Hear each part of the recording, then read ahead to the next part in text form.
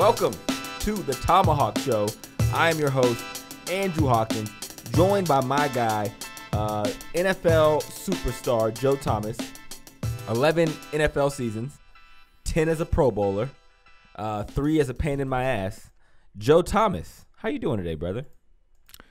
I'm doing pretty good, man. It was a good weekend here in Madison, Wisconsin. Beautiful Badger game on Saturday. The weather was pretty nice, and got to go for the first time of the year and actually do some tailgating, which was a lot of fun.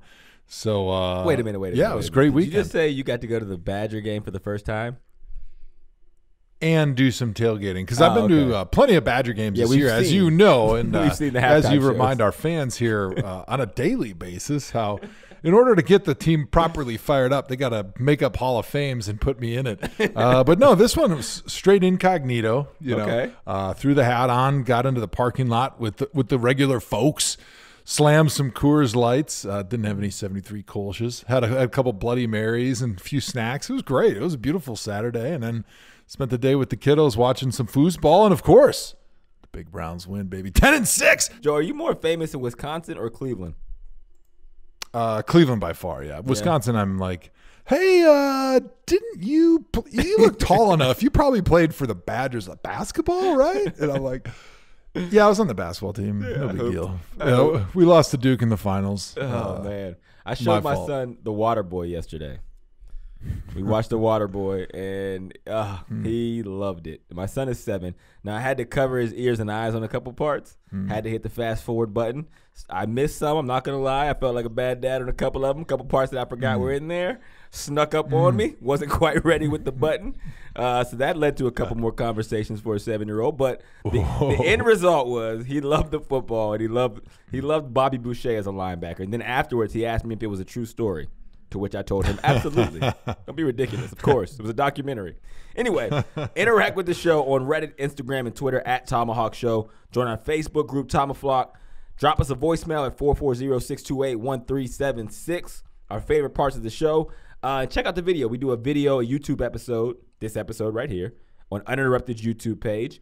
And the most important thing to talk about today is ThomaHawk Live, November 13th, House of Blues. Doors open at 7. Tickets on Ticketmaster. House of Blues Cleveland. It's our 100th. So we have a star-studded guest lineup. We have Michael Irvin, Hall of Famer. Steve Smith Sr., future Hall of Famer. Terrell Pryor, Ohio State Hall of Famer once they lift the ban. John Greco, Toledo Hall of Famer. We got Phil Taylor, Hall of Famer in my heart. We got Ken Carman. I don't know if he's the Hall of Famer, but we'll say it. Colleen Wolfe, Andrew Siciliano, NFD, Hall of Famer, and Fat Nat. We got the whole gang coming, man. It is going to be lit. People have been hitting me up like, hey, man, I'm coming to the show. People are like, yo, can I get some tickets? I'm like, no, go to Ticketmaster. Buy your own like everyone else has to. Because we got to pay for people to come in there and do it. We're not making any money off of this. But make sure you're at the show. House of Blues is going to be lit. Joe, how excited are you? Scale from 1 to 10. 10 being the most excited you've ever been in your life. Dude, it's a straight up 10. Like, we were used to being performers on the football field because that's what we did. You know, our whole life we were athletes.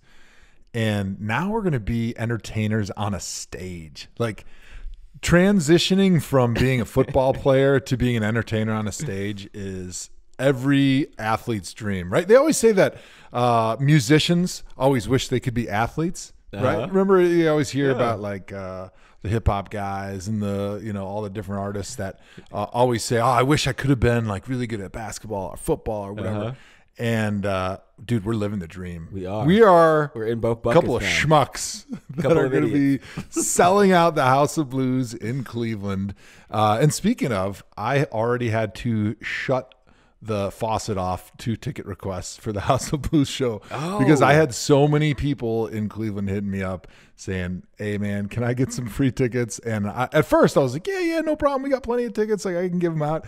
And then last week, it must have been because, nobody really cares about us, but all of a sudden we announced this guest list. And I think it caught people a little bit by surprise how many people that are humongous names and great storytellers and great entertainers are going to be on this show, that all of a sudden the requests came flooding in. And I had to say, I didn't know you still had my number in your phone. That was really nice of you to make sure to hit me up when you need something. Right, LeBron. How about when I need something? all of a sudden when I need something, I don't get a call back. But I'm getting the text real fast when ThomaHawk Live comes to Cleveland. Hey, man, listen. All I'm saying is get it while the getting is good. It's going to be lit. All right, Joe, you teased it earlier, man. A lot to talk about today. A Browns win is a good thing to talk about. We've only had a couple opportunities too, so it's time to get. It's time. Excuse me, it's the Red Bull kicking in. It's time to get into our favorite segment, Dawg Check.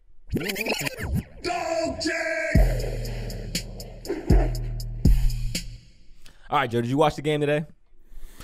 I did, man. It was back and forth, like a lot of critical errors that had me throwing crap at my TV again, especially in that beginning of that game with the struggles on the goal line. I mean, how many goal line plays does it take to score a touchdown? And I was just in that foul mood again, I think, still from the 4 losses in a row coming into this one, and watching Andrew Hawk's face on TV yesterday. By the way, first time of the year I got to see on Saturday morning, which you and Cynthia look wonderful on TV. And that Greg guy, he's all right. But no, it was awesome. Joe. That was a nice tease by you. You're a pro. We got Cynthia Frelund joining us today on the ThomaHawk Show. No way. Absolutely. Fantastic. How about that? So, but yeah, crazy game, man. Did you get a chance to watch it in the midst of all those other games? I did, man. I was dialed in. My biggest takeaway of this game, and we'll get into all the details, but the biggest kind of deciding factor in this game was Kareem Hunt. He really did add a different element to the football team, and it kind of the offense, even though they sputtered, even though they didn't look great at times, it felt complete. I liked seeing Rashard Higgins make the game-winning touchdown. A lot of conversation has been happening around him and whether or not he should be playing more or less, whatever. But Kareem Hunt, you kind of – it rang through of the talent he has as someone that's not even close to getting going yet. Just in the pass game, route running the ball. You see him as a lead blocker. This is a guy who's had a rushing title. So, it's a big addition to this offense, and it kind of showed. Yeah, I agree, man. They continue to run the football really well, and adding Kareem Hunt, who had 4 carries for 30 yards, you can tell defenses are having to game plan for him already and having to account for him, which is just giving other guys better opportunities to get open and less coverage. Odell only had 5 catches, no touchdowns, but he was another factor. You could tell they were really focused on taking him away, especially when they got down to the red zone. And I think the big takeaway for me with this team was they seem to have gotten their swagger back. This is a good Buffalo Bills team, right? Yeah, they lost it in the last 4 games to some crappy teams. But this team today played like they did when they beat the Ravens, 6 weeks ago? Right. And it seemed like Baker and all those playmakers got their swagger back a little bit. Like, I feel like they started getting that confidence, and hey, call me crazy, but I'm saying 10-6, baby. I'm still saying, now I don't know if they can win the division anymore with the way Baltimore has been playing, which hopefully nobody watched that Baltimore game, because it was outrageous what Lamar Jackson did and what those Ravens did to the poor Cincinnati Bengals, which was embarrassing for those guys. But love to see Nick Chubb going absolutely crazy again today. The Browns offense continues, in my opinion, to improve, but their struggles in the red zone and the goal line are becoming very, very obvious as a lack of experience and execution and a lack of attention to details. I'll give you 2 quick examples. I don't know if you got a chance to really dive into this game like I did when I was watching it, but there was a moment when they were on the goal line and Jarvis was in a stack. There was 2 receivers, and they tried to run a little rub and get Jarvis on a quick slant. And the first receiver, I don't know who it was, I can't remember, didn't do a very good job of rubbing. It didn't do any job, really. He was just really horrible at getting Jarvis's guy knocked off out of the way. And you could tell when Jarvis came to the sideline, he was really hot about it, because he could see, I think, the details being missed just consistently in that goal line area, which is causing all sorts of inefficiencies and inabilities to get in there and score a touchdown. And then another time they were running with Nick Chubb. It was like a sweep around the right side on the goal line, and they had a lead blocker out in front. I think it was one of their receivers, And instead of putting his hat to the outside, like when you're running any type of outside sweep, and you remember this when Kyle Shanahan was the offensive coordinator, he talked all about how important it was for receivers to put your helmet to the outside armpit of a defender to force him to go wider because he's trying to protect his leverage and keep as wide as the widest. And so as soon as you put your hat outside, you get him to run. Now the running back can run to the pylon and then cut it up at the last minute for a touchdown. Well, the receiver comes through and he kicks out, and then as soon as he does that, you lose the stretch, and then the running back gets pushed back inside to where all the pursuit is. And so it's just those little details that show up in the red zone and the goal line, whereas you can out-athlete people in the field, which is what the Browns have kind of been doing right now because they have so much talent that they're moving the ball really well, and they're getting down into the red zone and the goal line, but then because of their inexperience and lack of details when they're down there, they're not able to punch it in. And the Bills being a good offense but not a great offense, it didn't hurt them. They were still able to win this game 16 for the Bills, 19 for the Browns. But if they want to make something of this season and they still think that they can get to the playoffs, the details in the red zone and the goal line need to go up tenfold. Yeah, but I mean, and that's not even a player thing, to be honest. I mean, it is a player thing because they have to execute it. But I feel like that's a coaching issue, right? And I don't want to say a bad thing because they're trying to figure out ways to even get down in the red zone. But like you said, like scoring in the red zone is the hardest place to score. I don't think people realize that. They just assume because you're close, it becomes easier. But no, the field shrinks, the play calls become harder, everything is tighter, everything happens faster. Like you said, those are the areas where the details really matter. And for an undisciplined football team, they don't have those details. And you watch the Browns game, and there was, I think, at one point 9 plays within the 2-yard line, and they came away with no points. And that was the reason, because the details on the offensive line, the details of the receiver, the details of the running back, every position on the offense, it just wasn't there, and teams are taking advantage of it. So, yeah, we snuck out with a win in that one. It was not pretty by any stretch of the imagination, but, again, a W is a W. It is hard to win in the league, especially against a 6-2 football team. So, yeah, hats off to the Browns. Feeling really good, right? It's something they can build on. Now we have Pittsburgh on Thursday Night Football. The Browns have Pittsburgh on Thursday Night Football. We will be in the building, Joe and I. So, obviously, the last time me and Joe came in, they killed the Falcons because we were in the house. So, I expect more of the same. Joe, did you watch any of the Steeler game today? I did. They're feeling themselves, too, a little bit. They look offensively. Good. Mason Rudolph, to me, still doesn't look like he's the long-term answer. No, but this is coming from a guy, again, who said Lamar Jackson would be out of the league by now. So take that with a grain of salt. That's a great point. But Joe, continue about your quarterback critique. Probably the MVP of the league if you voted today. So take it with a grain of salt, of course. But I will say that Steelers defense, they've kind of been under the gun a little bit to start the season. They weren't great. Dude, they picked it up, man. They're getting turnovers.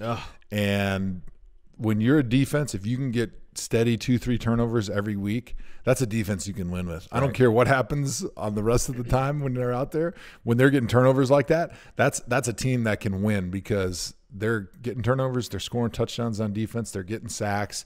They make the Rams offense today look amateur. I mean, they looked out of sorts. Their Rams offensive line couldn't block anybody. They've had some injuries, but they still couldn't block anybody. TJ Watt looks unbelievable, unstoppable.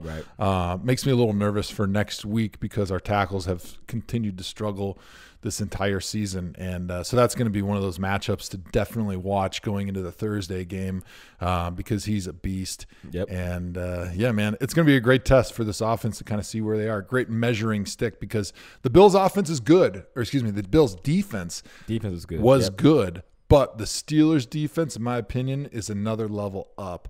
And so it's going to take the Browns rising to the occasion, getting better on a short week, which is tough, especially for a young team, if they want to be able to match the Steelers' defense. And I hope the Browns players understand, like, what this rivalry means. And not just the rivalry, just this game. I know we know division games are important. But the Steelers, they will bring, like, whatever their best is, it's going to be that because they've been reading the hype. I've talked to a couple of Steelers players, and they've been seeing the Browns get hype, and they're like, yo, we are still the Pittsburgh Steelers. So they've been chomping at the bit for this game. So I'm hoping the Browns players understand. And like you said, the Bills win is something to build upon. Is it weird? Because it's weird for me. Is it weird for you seeing Joe Hayden as an integral part of the Pittsburgh Steelers. I don't like it. I hate it. I don't like it. I love Joe as a teammate. He was one of my favorite teammates because he was just always so positive and optimistic. He always gave his all when he was out there. And so seeing him making plays like he did today for the Steelers, it kind of hurts. And I really feel like, does, man. Why is he not in Cleveland? I just keep asking myself, why is he not a Cleveland Brown? He was one of those guys that should have been a Brown for life. Yes. And I know there was some injury concerns that they were worried about, but I don't know. I feel like they just gave up on him too quick. Absolutely. I mean, the dude signed hindsight, 2 or 3 extensions in Pittsburgh already, right? And he's not he's not just there. He's making plays for them. And, you know, it's tough to judge a person when they're down on injuries. And when he was in Cleveland at that time, he had some injuries. But even when they traded him, he was bouncing back, right? And you're right. He was just so Cleveland. He was so ingrained in the city of Cleveland, the community. He was almost like – yeah. He was almost like Josh Cribbs, man. Exactly. Another guy who's going to be at the live show on Wednesday, 11/13, House of Blues, Cleveland, 8 to 10 p.m. It's going to be epic. Did I not say Josh Cribbs earlier? Cribbs. I don't know, but he's there. Did I not say Josh Cribbs? I think I left him off the list. That's on me. Oh, okay. It wasn't on the rundown. That's hey, producer John. I just read the teleprompter. I was going to say you're fired. He's the main person I'm excited about. Yeah. Josh Cribbs is actually he played when I came as a freshman to Toledo. Josh Cribbs is like a MAC legend. He was a quarterback at Kent State. Oh, yeah. But for him to go undrafted to the Browns and make it, he was in camp with one of my teammates, Lance Moore, and they cut Lance Moore, who ended up going to New Orleans, becoming a Ring of Honor member at the Saints in their Hall of Fame. And Josh Cribbs made the team, and he should be a Ring of Honor member with the Cleveland Browns. But he was like a guy when I'm in college, you look at the MAC guys and what they were doing, and it's like a ray of hope. Like, man, if I can just get my opportunity, I can make it. Josh Cribbs was 100% one of those guys. So we are super amped to have him at the House of Blues in Cleveland on 11/13. Real quick, let me put a bow on the Browns game because we talked about it a little bit. But going back to the beginning of the game, did you see after Jarvis Landry caught that first touchdown and he got the 15-yard penalty for taunting? Yes. What was your take? Do you think that was a good call? Because that would have been the story of the game had they not been able to win. Because if for those of you that didn't see it, Jarvis Landry caught the first touchdown of the game, and after he scores a touchdown, he says something to the defensive back. The ref's right there, throws a flag, 15-yard penalty. They move the extra point back. Extra point gets missed because of the extra distance. The way it's curving, it curves outside the uprights, whereas if it would have been closer, it would have been good. So then because of the way the score was, they could have kicked the field goal at the end, and it could have shook out a little bit differently had they had that one extra point. And so I was curious. I thought that play and that call by the officials was bogus. To me, you don't go right to the flag when somebody's trash talking, especially after a touchdown like that. I thought it was way too quick, and it bothered me because one of the themes from the Browns this whole season is undisciplined, too many penalties at critical moments. And then that's would have been the talking point nationally. Like, well, look, the Browns score a touchdown, they get a 15-yarder. But to me, it would have been unfair because I thought the refs really were way too quick because I think there should be a healthy amount of trash talk, especially between receivers and DBs. I imagine you had all sorts of trash talk out there. The refs got to let that go. I don't think there was anything that even approached a flag at that point, especially early in the game. Give them a warning, move on. Don't make a critical penalty call like that early in the game. Right. I agree. There were other critical penalties for the Browns, too, that they need to address. But for Jarvis Landry, I would have been okay with that one because it was like a carryover from a couple plays earlier with a catch he had. And if you're watching the Browns, if you watch the Browns over the last 2 years, it is very clear Juice is the heart and soul of that team, man. Oh man, I love watching. I mean, he just plays so hard. He practices so hard, and you can just watch him play and see that he cares. And those are the guys that I always look to. So you never know that watching him get feisty and showing how much he cares. You don't know how that motivates the team. So even if that did affect the game, I would have been okay with it because again, some of the plays that Juice made out there and just the way that he carries himself, it is special. And seriously, he's the guy that should also retire a Cleveland Brown because, again, it's clearly how much passion he puts into the game. So yeah, he definitely has a personality that matches the fan base, which has always been a reason that we've had players that have endeared themselves to the fan base in Cleveland. The Josh Cribbs is, the guys that are just blue collar. They're willing to run up in there and sacrifice their body, and they're doing it with passion, and Jarvis is one of those guys. Yep. So we're going to call Cynthia Frelund. I'm getting the nod from John. Let's give a call to my girl Cynthia Frelund, one of our coworkers at the NFL Network, hosts Game Day View with me twice a week. She is a football and analytic genius. I'm talking about so many numbers your head will spin. I never know what she's talking about. So we're going to give her a call now and talk to her about everything pretty much. All right, joining us now, analytic analyst. I say this every week, 2 times a week on every show. Analytics analyst and expert, and obviously the best co-host in the history of sports media broadcast, Cynthia Frelund of the NFL Network. Cynthia, what up? How are you? I'm good. We're doing our Sunday show, doing our thing here, just recapping all these games. The Browns won just like I predicted, right? Exactly. Wink, wink. Wink, wink. I actually picked the Bills on our show for anybody listening right now because I've picked the Browns to win the last couple of weeks and I've lost every time. So I reversed jinxed myself. So I'm to blame. You're like the stripes in the end zone. Exactly. You got to be the right way. You got to get your stripes the right way. Exactly. Joined here by Joe Thomas. Joe, say hi to Cynthia. Cynthia, great to see you again. Yep. Joe, what's going on? You need to What's come out going to the on? NFL Network more often. No. Our green room, during free agency, just wasn't enough fun. That's exactly what I was going to bring up. So actually the first time we met was in May or June this year. And we were just both chilling in the green room before Total Access and had some great conversations about offensive line, nerdiness, about hip angles and really fun stuff that it would have been a good nighttime story to put Hawk to sleep. But me and Cynthia, we got into the weeds on O-line play and I loved it. So great to talk to you again. Listen, you don't often get the chance to talk to probably the best all time. So I'm going to take that chance 10 times out of 10. I probably got more out of those few times in the green room than I don't know, 10 hours of film. So thank you. What are you saying? More than the 15 shows we've done this week together, Cynthia? I get it. All right. So listen, the 15 are, we've got the jokes going on, right? But can you really talk about hip angles and butts for linemen? Cause I can, Cynthia, I can pick 1 million plus things that I would rather talk about than offensive line play. No disrespect to Joe, but he knows me well. But, hey, the Browns get a win today. And you got a lot of attention this week from Browns fans for your take on Baker this past week on just his numbers. What's your take on how Baker has played this season? Well, the interesting part is that this game was kind of like I said, I wrote this article and we looked into it and I verified it with everyone. We talked about it a ton, but what I was looking at and what we saw was that from a clean pocket, which is basically no pressure, the best situation a quarterback can be in terms of being under duress or not. He was the worst in the NFL. Next Gen Stats had him with the lowest passer rating. So I dug in a little deeper and basically what I found was that first downs, there were tons of penalties, horrible first down situations. Right. He was in second and third in 15 plus, more than any other person in the entire league. And the amount of separation the receivers were getting or giving on all of those passing plays was about last season. So the wide receivers weren't as open. Their situation, even though the pressure wasn't coming in his face as often, it was still a terrible situation because you're in an obvious passing down. And then to kind of combat that, they were actually calling the same play over and over again. So it was kind of like a repeat of what's the thing where it's the definition of crazy is doing the same thing over and over again, expecting a different thing, right? Yep. And then in this game, you saw it kind of flip, right? You saw that he was able to do just enough, especially in that last drive of the game, connecting with Jarvis Landry and the deep passes, deep left. It was 24 yards to set up the touchdown in the end zone.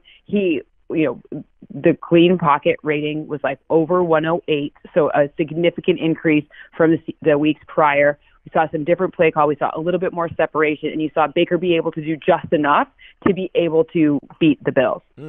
So, I mean, and Browns fans ate it up, right? Because we're getting all these reports that, Baker's not playing well. He's not, throwing it well when he has a clean pocket, but the penalties, the undisciplined nature of the football team where, long situations on first and second down, and then also the play calling. That's probably more to blame than just the actual performance of the quarterback. I mean, look, you know more than you guys know everything about the Browns. I'm sure you talk to everyone in the locker room. You know all the inside stuff. This is just stuff I can observe from the outside. So It's kind of this everything, this big pot of stew and everything's kind of boiling together and it just makes a whole mess, right? Like it's not just one thing, it's all of the things kind of together in this confluence of like ick. So we saw a little better than ick today. Did you get a chance to break down the Browns game today, specifically the goal line? Because that was a big issue for them in today's game. They really struggled, especially early on in the game. They had multiple opportunities from the goal line. They were not able to punch it in. And I think there's been some conversation locally and nationally about, okay, is it the coaching down there? Is it the play calling? Is it the execution or lack of execution? Is it the inexperience? Like, what do you see has been the Browns' biggest issues when they get down to the goal line up to this point in the season, and then specifically today's game? So the interesting part that I found, like, obviously I don't know what play was called. I'm an outsider. Like, I don't have their playbook. I don't know. Right. But the things, like, I'm a little investigator. So, like, the clues that I'm getting would lead me to believe that for whatever reason, they're not able to, on the goal line, call things that trick the defense, right? And your goal line plays are, most people, if you ask coaches, like, well, what should I look at to see if a team is really good or not? They're like, what do they do on third down? What do they do in the red zone? And then what do they do at the goal line? And so those are the three areas that kind of, when I ask coaches for help in my investigations into something, that's where they tell me to look. And when I looked into that, it seems like that one, the most logical fit there would be play calling, because it doesn't seem to be tricky enough to be throwing defenses off balance. They don't get those kind of open looks with a redirect to the other side and someone walks in for a touchdown. It just seems like everyone's getting gobbled up like right on the goal line, and that's where some turnovers have happened in earlier games. In this game, I think Kareem Hunt made a big difference, especially as his pass catcher with tight ends being out. That was like an interesting shift. You don't have kind of that dynamic. And then you saw Baker get the ball out of his hands quicker. You saw more rhythm happening. And then specifically like more towards the goal line, Kareem Hunt was keeping the defense off balance a bit more. So it was more kind of, the impact of having this new chess piece that I think it looks like at least it's one game sample size, so I'm not entirely sure. Right. But he seems to be like their pass catching back going forward, right? Like let Nick Chubb have the carries and let, in that dynamic, it kind of feels like last year, a little bit like the Alvin Kamara to, the Mark Ingram of the Saints of last year. And it's, for Freddie Kitchens, it seemed the closest that he's been to his offense that a year ago when he had success. And I talked about it in the offseason, like when they lost Duke Johnson, people didn't think it was that big of a deal because they had Nick Chubb. But the matchup, and you talked about it with Kareem Hunt, like they've needed a pass-catching running back who's a mismatch problem with linebackers and someone that can help Baker get the ball out of his hand quickly, which he did well a year ago, and that's what he's provided. This was the quickest he's had all season long. So if you add up all of the time to throws, this was Baker's quickest game all season long. So it was like 2.2 seconds was the average, and then which is like a full second or almost a full second faster than he had been in prior games. So that quick tempo bared out in the numbers. I'm interested to watch from this point moving forward. It seems like to me when I'm watching their goal line and short yardage offense, they don't have a fullback.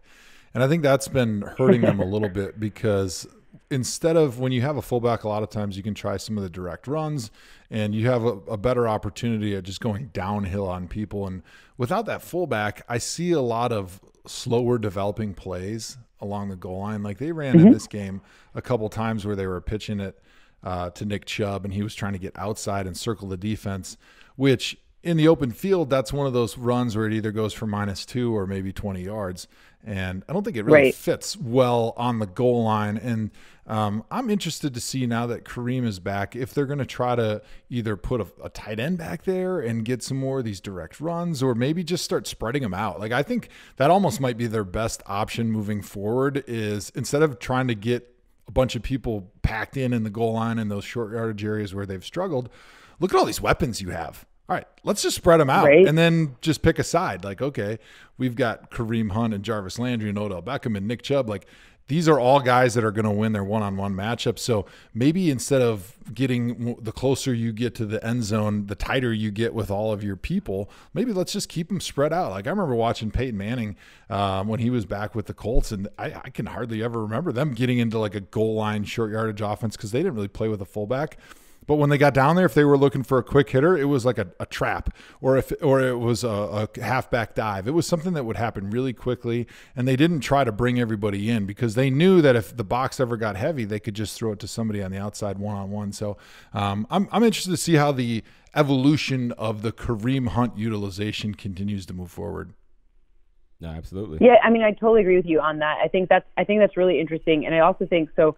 The two things, like near the goal line and then in time situations, the two quick fixes for the Browns would be, like you said, like changing play calling near the goal line would be the first one. And then they call timeouts in really odd situations. So clock management would probably set them up for a little bit better success. And I'm not even talking about wacky, like, analytics Twitter being like, you must do this. There's no chart for everything. The best plan that you can have is one that you had prior to the game starting so that every player is on the same page. Like, you see the Ravens, they go for it on fourth down a lot, right? But not because they're like, you know what, John Harbaugh's like, this analytics guy in my ear, he said I should go for it on fourth down. What they do is in their install, they're like, if this is a situation because Patrick Mahomes can score on you in 5 seconds or whatever, then we're going to go for it on every fourth down because then we can get ahead of them by one possession in X possessions, right? So they make all of their players aware of the strategy ahead of time so that it doesn't feel like this strange thing that you weren't expecting, right? Like this chart somewhere said, like, I hate when people say analytics people are like that because maybe some are, but not the good ones, right? Like the good analytics people are like, hey, like, let's create a strategy like ahead of time. And then, by the way, here's our plan B if like everything goes messy, but like, let's start with this great strategy. And where you take your timeouts is a part of that pregame strategy, because if you're taking these timeouts in odd situations, then at the end, you're asking Baker Mayfield to go down the field like pretty quickly. Maybe they're not in a good rhythm, or maybe they are. You're setting yourself up for like, you're not setting yourself up for like optimal success like that, right? So it's like, these are the two things that from like a strategy standpoint that I'm seeing, like I said, doing my investigations, those two things, goal line and then clock management. No, absolutely. You talked about Lamar Jackson. I have a question for you. Now, this has been a point of contention on this show because Joe went to the Bill Polian School of Scouting. So he said that Lamar Jackson would fizzle out of the league before this season was over. And here we are, and Lamar is probably the leading candidate for MVP. What do you think about Lamar Jackson, and like for like what you do as far as number wise? What does it tell you about what he does to a defense? Listen, you are setting me up for like a really nice spike here because the best analytics staff in the NFL actually resides for the Ravens. Woo! And the reason they're the best, if you look top to bottom, the whole staff, like the single best analytics mind it works for the Cowboys. The best analytics team, like the entire group, are the Ravens. And what they do best is they create a cohesive strategy. So they all work together, which God forbid in football people work together. Who knew, right?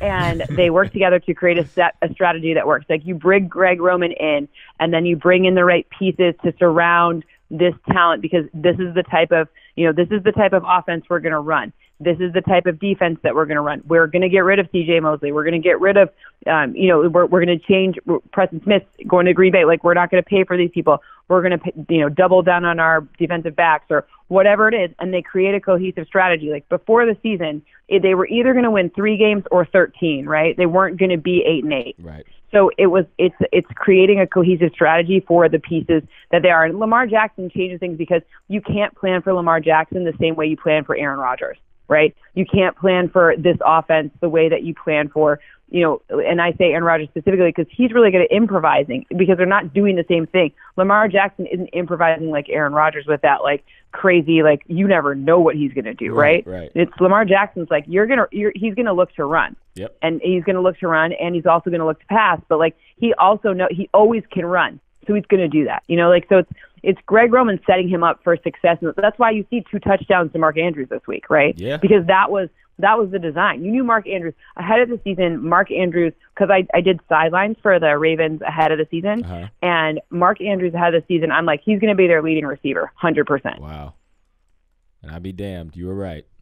But it's all about creating the strategy, right? Like your podcast works because the two of you play off each other so well, right? If you had like two people that were the same. That's something we can agree on. Right. So it's all about setting yourself up for like the analytics of your podcast are like, how do the two work together? Yeah. If you don't work together, then it's going to be a crappy podcast. True.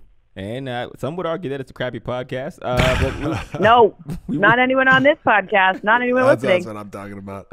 Hey, Cynthia, I got to ask you. I know how hard it is to work with Hawk here on the podcast game, but being on TV, you know, Hawk, he's kind of a fancy dresser, and you know, maybe he's a little nicer to the people around him. It actually intimidates me. Yeah. When he gets on the TV it intimidates set, me. He's such a good dresser. He becomes the phony that we all know he is. So, what's it actually like working with Hawk on the NFL Network? Spill it. So, all right, I'm going to tell you a story.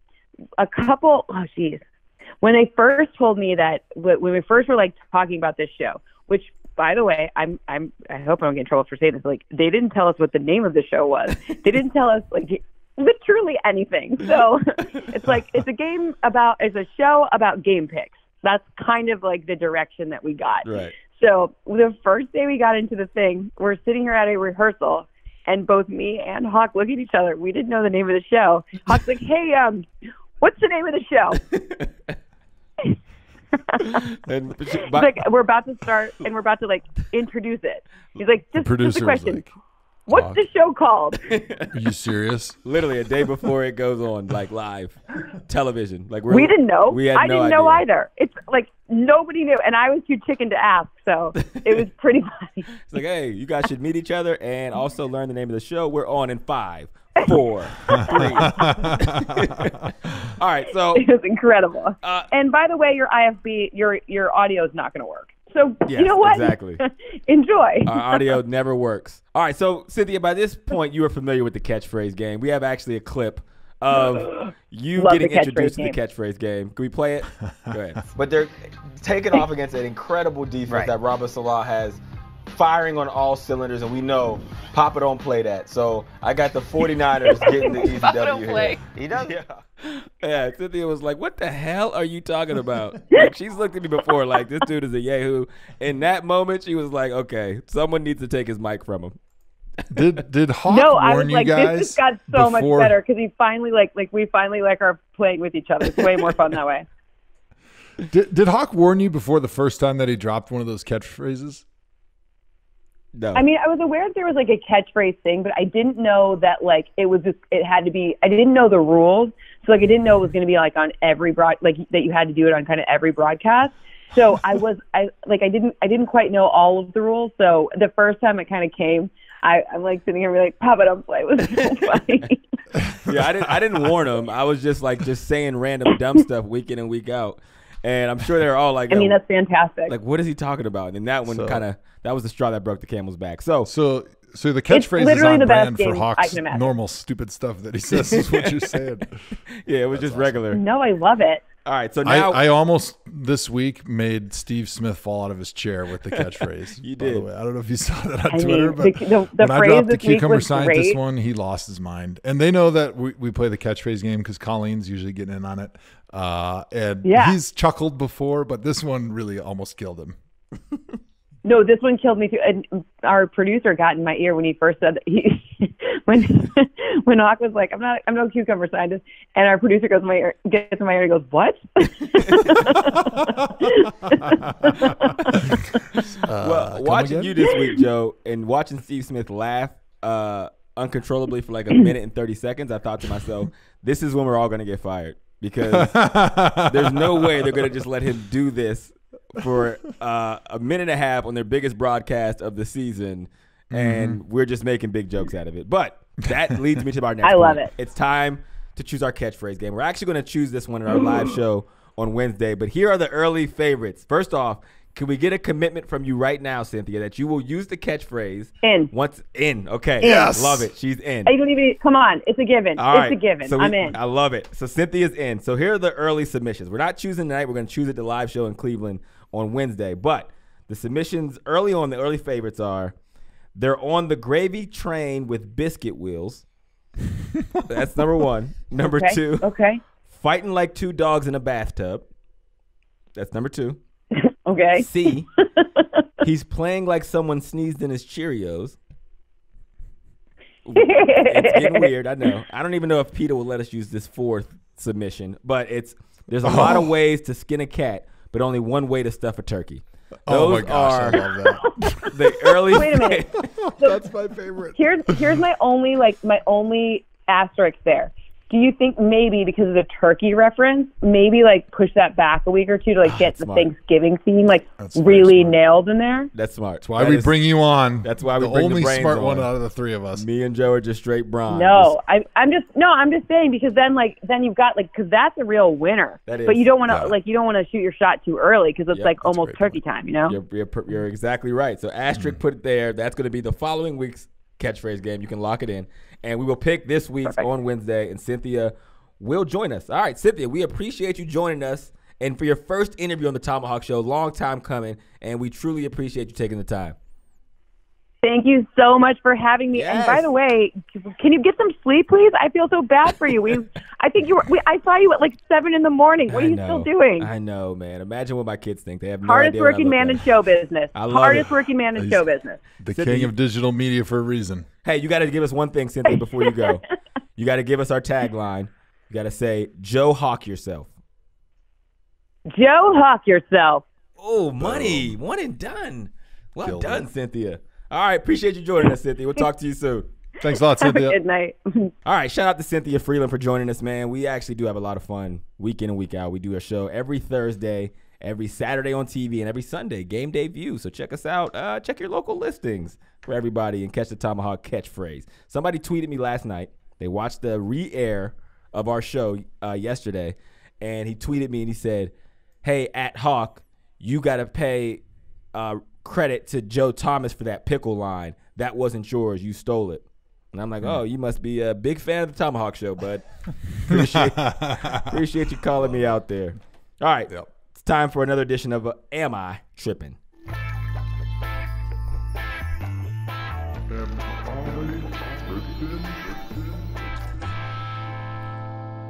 All right, Producer John, what do you got? The Ravens ran an option play today with Lamar Jackson, Mark Ingram, and RG3. When asked what it was called, Lamar told reporters, quote, Heisman package. It was dope. Am I tripping, or is running a play with 3 Heisman trophy winners the ultimate flex? That is the most balling shit I've ever heard in my life. I didn't even put it all together till right then. I was going to say I blame RG3 for it not going for a touchdown. But, yes, that is an ultimate flex. Joe, what do you got? That's awesome. I've just got this weird crush on Heisman winners. So even though it was the Ravens, I love seeing those 3 dudes in the same backfield. Actually, I collect Heisman Trophy winner jerseys, college jerseys. Really? And signed ones, of course. Oh, and I like to put them up into my, there you go, in my basement. And so I just love this. This was cool, man. The Ravens are just having too much fun right now. It's about time that somebody knocks them back down to earth because what they're doing is ridiculous. I think Lamar Jackson only had like 2 passes hit the turf today. Ugh. And he also led their team in rushing, and they won by like a gazillion. Yeah, it was the Bengals, but they're still an NFL team. Right. And Kinda. you shouldn't be doing what they did to this poor team out there. And I'm willing to admit it. Lamar Jackson is looking amazing. He's throwing the football really well right now. And I'm not too proud to say that I was wrong about him as far as the quality quarterback goes, because he is the MVP of the league right now. If you're voting today, you vote Lamar Jackson league MVP. Now, who knows where it'll be towards the end of the season. Right. And I still have injury concerns long term when your quarterback is a run-first quarterback. But as far as performance, I don't think anybody can argue with what they're doing right now. He is just playing on a different level, and I don't understand these people that say like, oh, this is what the new look quarterback in the NFL is going to look like. No, you're wrong, because nobody else coming out of college since Barry Sanders was this athletic. So you can't just be like, oh yeah, now every quarterback coming out of college is going to look like this dude, because we ain't never seen a dude that looked like this since Barry Sanders. The way he makes grown men, professional football players making millions and millions of dollars for their athleticism look like little children out there. No, I mean, he's running around like it's a video game. But, I mean, there is something, too, that, like, when you have a quarterback now, when I see teams with just a pocket quarterback who can't move in the pocket or scramble or run, you're like, man, they are missing an element, which wasn't the case 10 years ago or 5 years ago, even when Peyton Manning and Tom Brady's were even Aaron Rodgers. They looked at Aaron Rodgers like, oh, he's athletic because he can get out of the pocket. He can run for a first down when he needs to. If you look at the top quarterbacks now and you rank them, the 80% of them are dual threat quarterbacks who can both run or at the very least get out of a pocket. Even Baker Mayfield. The thing that makes Baker Mayfield special is that he can buy time with his legs. He might not be an elusive runner like Lamar or Deshaun or Kyler Murray or Russell Wilson or any of the other guys, but he does have a mobile aspect to him, and I think it's going to be the new wave of quarterback. Can you, off the top of your head, name the last quarterback that was drafted in the first round that became a quote-unquote franchise quarterback who was not mobile? Because I can't think of any that were drafted in recent memory that didn't have athleticism, at least, like you mentioned, like a Baker who can kind of scramble and make some plays with his feet. I can't remember one in the last decade. Successful. When was Matt Stafford drafted? 2009. He would have been like 2009 so or 8. He's probably the last. But even he can run a little bit. Yeah, I'm talking like Peyton Manning, Eli Manning, like you mean just Drew like Brees, Tom Brady, like 5'0", 40 or slower. Yeah, that'll be for research. We'll save this for the next one. Okay. But when's the last quarterback that became a franchise quarterback that ran a 5'0", 40 or slower? Yeah. Matt Ryan. You just don't see that anymore because same year, I think 2005. Yeah, and Joe Flacco. No, Flacco's younger than I am. He's arguably not a. I guess he was a franchise quarterback technically. Yeah, he would have been like a franchise guy. Okay, let's say a guy that's Pro Bowl level. So that would be over a Joe Flacco because I don't think he ever made a Pro Bowl. Oh, man. Let me think. You just don't see it anymore, though. And I think your point is really valid, though, because to have the element of running the football when you drop back to pass, whether it be the quarterback takes off or whatever, it's such a valuable component of an offense that if you can't do that as a quarterback, your passing has to be so much better in order to still justify putting you out there. Right. And actually, that's what was really hurting the Chargers earlier on in the season. If you saw how their offense was playing, Phillip Rivers can't run a lick. I mean, he's less athletic than I am at my age, in my broken down state of life here. And without the running game, when Melvin Gordon was back but wasn't playing well, they had no threat to move the ball on the ground. And so defenses coverage wise, they can put more of their resources and their time into different pass coverages, which makes all those passing windows much smaller. Whereas if you have that threat of a running game that's really good or a quarterback that can escape the pocket and can hurt you with their feet, defenses are just much more limited with what they can do. And I think teams are realizing that, and we're seeing that too. What's happening in the college game with all the spread offenses and the quarterbacks being required to run, and nobody's really running a pro offense anymore. You just don't see any quarterbacks going from college to the pros that can't run at least pretty well proficiently. What about Jared Goff? He's probably the last guy, and he got a big contract, but people would argue that he's not in the top 10 quarterbacks. You know what I'm saying? I think the Rams fans, after the game today against the Steelers, are probably arguing he's not a franchise quarterback because he did not look very good at all. Yeah. I mean, all right, next question. Who was even the knockout draft prospect, he was a guy that's still super athletic and could take off when he needed to. All right, what do we got next?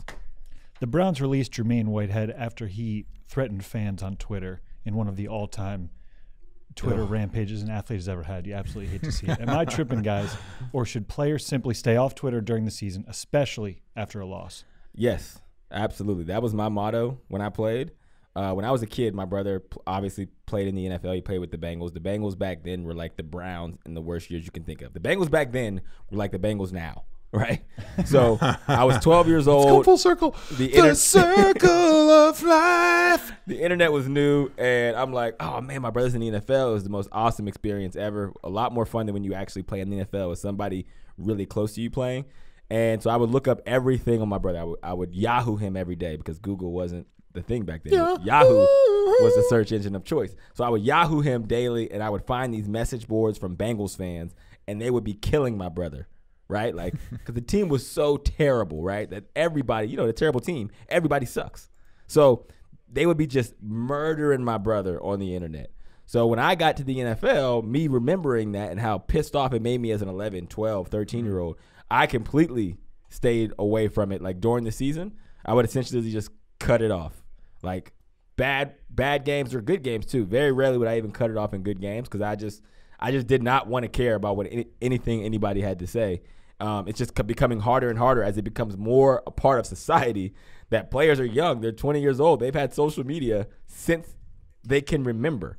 Like, so it's not as easy for them just to turn it off as it is Joe Thomas, who, is basically like a caveman living in Wisconsin. Thank you. I convinced him to get on Twitter. Anybody's ever said about me. Yeah. So I will say I totally agree. There's no reason to be on social media when you're a player. People maybe would argue, well, you can make money, branding and marketing yourself. Let me tell you something. All right. Unless you're Odell Beckham. And if Odell Beckham didn't have Twitter, it really wouldn't affect his marketability. It might make it better. His brand is what you do on the field.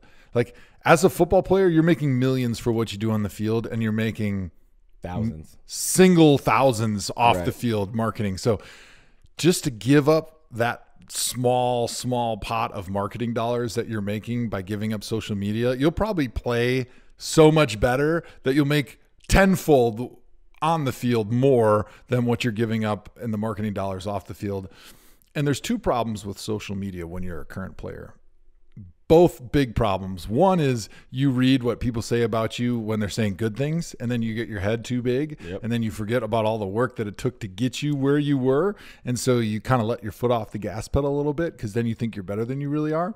Or two, when you have one bad thing happen, then fans are jumping all over you, and then you get mad, and then you think you're worse than you really are, and you're taking into account people's opinion that doesn't matter, because when you're a player, the only person's opinion that matters is your coach.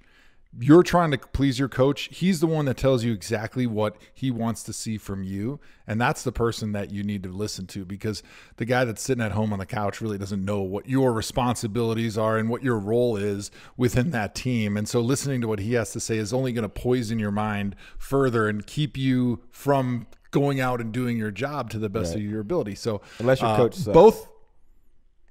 Unless your coach sucks, then in that case you're doubly screwed. So either way, don't do the Jermaine Whitehead and give death threats, racist death threats to the media, because apparently it doesn't turn out very well. Nah, it doesn't. What do you got next, John?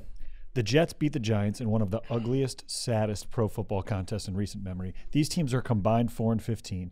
Both coaching staffs and front offices have come under fire this season. Am I tripping, guys, or do the Jets and Giants both need to clean house? You are tripping. And as much as I hate talking about the Giants because you're a Giants fan, and that's the only reason why I hate talking about the Giants, you make the rundown, so we have to talk about it. But I will say this. The Jets look like a problem, right? Like, they're not good. And their coach hasn't gotten them to play better, regardless of the moves they've made or haven't made. When I look at the Giants, on the other hand, they also aren't great, but they have a bunch of young players making a bunch of big plays. Like, I look at the Giants team and I see hope, because you have a rookie quarterback who was learning on the fly, but he has showed a lot of promise. You have Saquon Barkley, one of the best running backs in football. He had a slow day today, but he's still a man amongst boys. You got Slayton, who was a rookie. You got Ingram, who is a young guy. And Golden Tate is like fine wine. That dude plays well everywhere he goes, so he might not be there for the future. But regardless of that, you look at the Giants, I feel like they just have young players who are going to develop into a real like threat in the NFC in general, and let alone in the NFL. It was very obvious that our man John is a Giants fan. We get that one random Giants question a week that we're like, why are we talking about this? Only an NFL fan would say that the game is ugly and sad when there was only 13 total penalties. There was only 2 turnovers between both teams. First of all, the Browns were averaging more turnovers than that themselves and more penalties themselves during that game. So it's not like it was that sloppy. Daniel Jones threw 4 touchdown passes and 0 interceptions. Yeah, he had 3 fumbles. I think he lost maybe 1 or 2 of them. Yep. But it could have been that ugly and sad, except for your team lost. His rookie quarterback threw for over 300 yards and 4 touchdowns, and he's like, "Should everyone be fired? This is bullshit." I stand by it. But that's what we love about fans, right? They're just totally irrational on both sides, and that's why I think the Browns are going 10-6 and they're going to win the division. I love it. Next question. All right, let's dive again to our run pass option. Run it or pass it. Run it. Run pass option. Did we vote on what Joe's penalty should be when he messes the rules up? Was it death? Or was that my thing? It's already death if I go overtime, so we should probably come up with something that doesn't double jeopardize my death. Your corpse, maybe? Rumpelman shots at the I don't get a proper burial. Right. You got to do Jaeger Rumpelman's shots. I got to do the 3 Wiseman the hard way. Yeah. Ooh. You're going to do a headstand on stage at the ThomaHawk Live show, and I'm going to pour bourbon down your nostrils every time you mess up the run pass option. So death is if I go overtime, and then how I die this is if I interrupt now you. just getting specific on how. I'm going to waterboard you with bourbon, not in your mouth, in your nose. And they don't even let people like that at Guantanamo get treated like that. I know. This is ThomaHawk Show, baby. There are no rules. So in this segment, what we do is producer John tees up a topic, and we either run with it and talk about it, or we pass on it because ultimately we don't care. It'd be great if the fans could do that if we had that segment. All right. So, John, tee us up. Dolphins extend winning streak to 2 games in road victory over Colts. Joe, run it or pass it? I'm going to run it. It's amazing to me that the Dolphins, being a team that is attempting to tank, can't even do that well. I mean, at least when the Browns were tanking, we were really good at it. We won 1 game in 2 years. Nobody tanked like we did. Yeah. And I'm very proud to say that we were able to lose when we had to. And the Dolphins, they suck at losing. They're putting Ryan Fitzpatrick out there, who everybody knows is going to beat some really good teams at least 4 or 5 times a year, and then he's going to lose to some crappy teams at least 4 or 5 times a year. So what you're definitely going to get with Ryan Fitzpatrick, the only thing we know about that guy is 3 things. 1, he's got a great beard. 2, he is definitely not good enough to take you to the playoffs because he can't play consistently good. And 3, he definitely is the worst quarterback of all time to tank with because he's going to go off and throw like 4 or 5 touchdowns at least a third of the games in the season. And you could beat the Pittsburgh Steelers. You could beat the New England Patriots. You could beat the San Francisco 49ers. Don't tank with Ryan Fitzpatrick. Dolphins, you guys are idiots. You got to run the dinger again next time on him. Give him every time he goes over. I didn't even hear it that time. You didn't hear the dinger? I was making too many good points. Story of your life, Joe. Story of your life. All right. Do I want to run or pass with this? That is a good question. No, Joe just summed it up perfectly. Pass. Hawk passes. Packers outpace Panthers in Lambeau Snow. Hawk, run or pass? I'm going to run with this one. And I am not going to talk about the game at all because I genuinely didn't watch it. And I honestly didn't care. But what I'm saying is, I came home from a long day of work, slaving over a hot mic at the NFL Network. I walk in, and I turn the TV on, and the first thing I see is a snowy football game.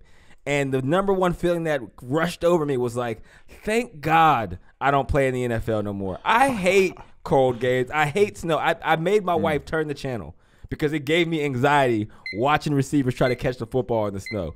Thank you, Lord, that part of my life is over. I love it, but I'm so happy I'm done. All right. Inspiring words there, Hawk. Joe, run or pass? I'm going to run it just because I want to get your runs out of the way so you can take all of mine. So real quick, Hawk, start the clock. Wouldn't you enjoy playing in a game with snow because then your expectations to catch the football is less? So if you drop it, you have a built-in excuse like, well, it's snowing. I mean, of course I'm not going to catch that pass. It's snowing. I would think you would hate perfect conditions because then the expectation is catching, and if you don't catch, then you get fired. So I am the kind of person, you can cut the clock off because we're just BSing at this point. I don't want to kill Joe in front of the audience. So I would say no, because when the weather is conditioned, I have an advantage because I'm quicker and faster than everybody else. I know I can do what I do in those conditions.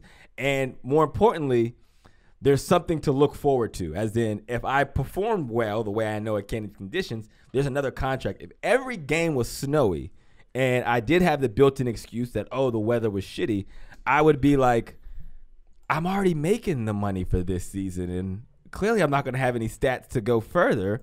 So what is the point of even trying? So that would be my problem with a snowy game, because it would basically be like, hey, this is the last year you're going to play in the NFL. Because without stats, when you're 4'11", people aren't going to be like, yo, man, we want you to come play for our team. We love the way that you drop passes and blocked. That was awesome. Join us. Yeah, no. Fair enough. There you go. All right, next topic. Good stuff. Pittsburgh wins 4th straight. L.A. leaves P.A. with an L. Hawk, run it or pass it? I think I gave my Joe Hayden take, was pretty much the hottest take I had on this game. So I'm going to pass it. Joe, I'm going to pass as well. It was hard seeing Joe Hayden have a good game in a Steelers jersey.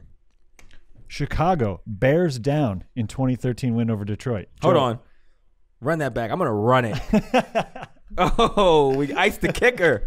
I iced Joe out so I could run it. I'm going to run it. Here we go. Minkah Fitzpatrick. I want a new co-host. Maybe. Is he in the running for Defensive Player of the Year? Because the Steelers traded what could be a first-round pick for Minkah Fitzpatrick, and everyone called them crazy. And he has completely turned not only this defense, the team around. He has 5 interceptions. I think he has like 3 touchdowns this season. He has literally taken over this defense and shown that a first-round pick for Minkah Fitzpatrick was pennies. There are 31 other teams that should have also made that call because, again, that dude is balling out of control. He had a clutch pick on a Joe Hayden breakup and a pick 6 today. Big deal for the Steelers, man, and they have a chance at the AFC North still. All right, there you go.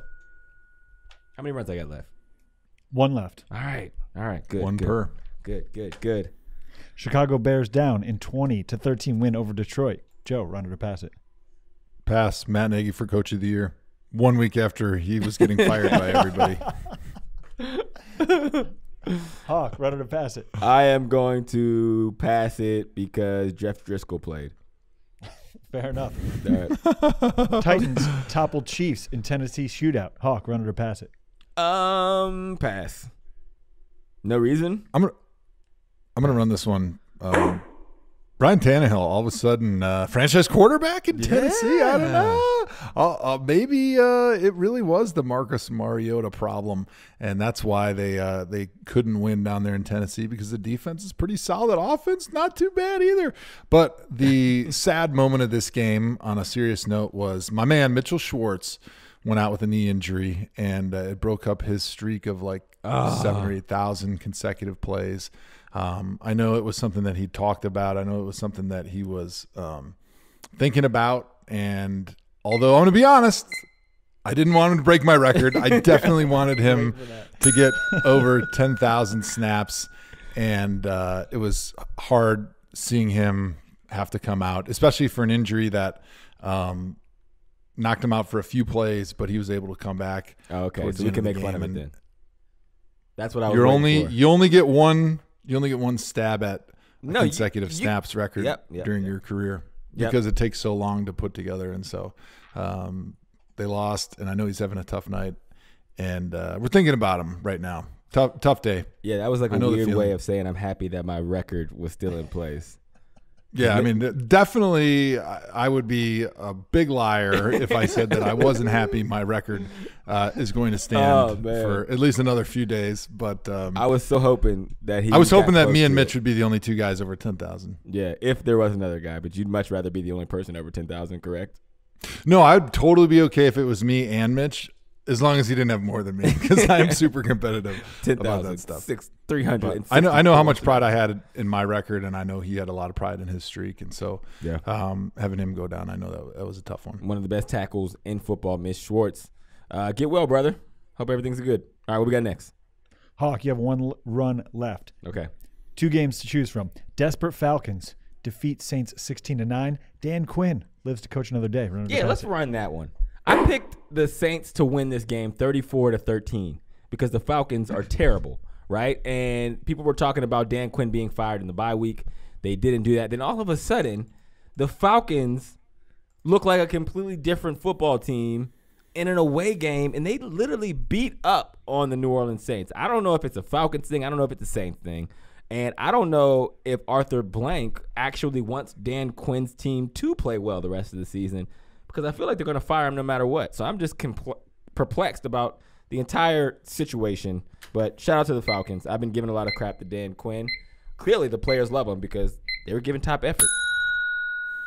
Isn't it funny how in the NFL, as soon as a front office is like, all right, we're definitely firing this coach at the end of the season. Now we hope we're going to lose so that we can get a better draft pick. As soon as that happens, they always start winning. Like my first year under Eric Mangini, we started the season 1-11, and we hired Mike Holmgren.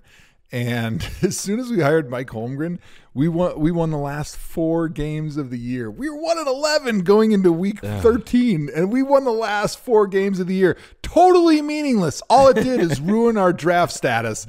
We won those games, and they were going to fire Mangini no matter what. They ended up keeping him for another year, but then they ended up firing him. So shout out to NFL coaches who want to stick it to their former current, but about to be former front offices one more time by winning just enough games to screw their draft choices. I like it. Dan Quinn, Coach of the Year.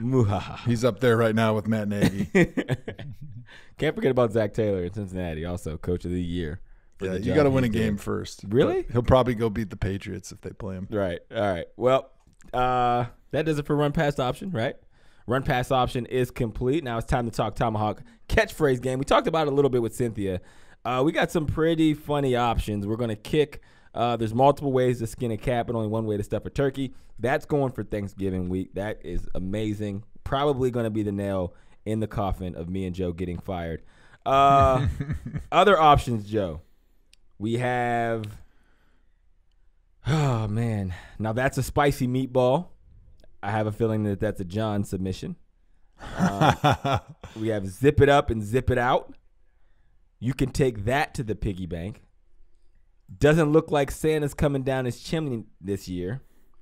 Definitely need to reserve that one for the Christmas season. Definitely Christmas season. Like trying to fit a sumo wrestler through a doggy door. We talked about that one. And all talk, no trousers is still in play. Listen, if you are listening, submit your request for what the ThomaHawk catchphrase should be on social media at ThomaHawk Show, or hit the voicemail lineup, or also we'll be choosing this at the House of Blues in Cleveland on 11/13. So if you are listening to this and you are coming to the show, come with submissions, because we will have a mic in the audience and we will choose at the live show the catchphrase of the week that me and Joe will use on the Thursday Night Football broadcast the following day. It is going to be epic and probably the best catchphrase game of all. This thing is honestly sweeping the nation. Maverick Carter is in on it. I was there when they explained to him what the catchphrase game was, and he could not stop laughing. He thought it was the funniest shit he's ever heard in his life. So I just know we got something special, man, out of nowhere, and this is actually the funnest part of my week. I think we need to get LeBron to say this during one of his interviews, because then I think that would just take it over the top. If he went with the cucumber scientist one, I I would quit this show. Absolutely. When LeBron uses it, it's done. It's I'm dead. retired. We're taking a 2-month sabbatical. I don't even know what sabbatical means, but we're taking it for 2 months if LeBron uses any of the catchphrases. All right, well, I think that does it for this episode. Can I get the nod from the audience? Absolutely. This episode is over and brought to you by Uninterrupted. Again, join us 11/13 at the House of Blues in Cleveland. Live show, 100th episode celebration. Going to be lit. ThomaHawk drinking game, all of that. No midweek show this week because we're traveling to Cleveland to get ready. We are rehearsing, and by rehearsing, I mean not rehearsing at all. It's going to be just a bunch of friends on stage in the crowd, other friends, having an awesome time in Cleveland, Ohio, the place where this thing started. That does it for this episode, Joe. You got any final thoughts? So I was in Oakland on Thursday night watching the Chargers and the Raiders, and I really enjoyed watching John Gruden's faces on the sidelines. For those of you that haven't caught any Raiders games in the last couple of years, John Gruden is not the type of coach that's, marching up and down the sidelines and hollering at players and hollering at the refs.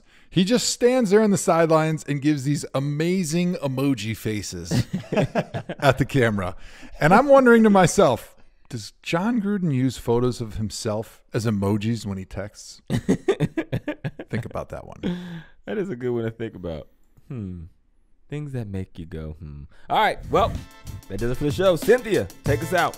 Joe Hawk yourself.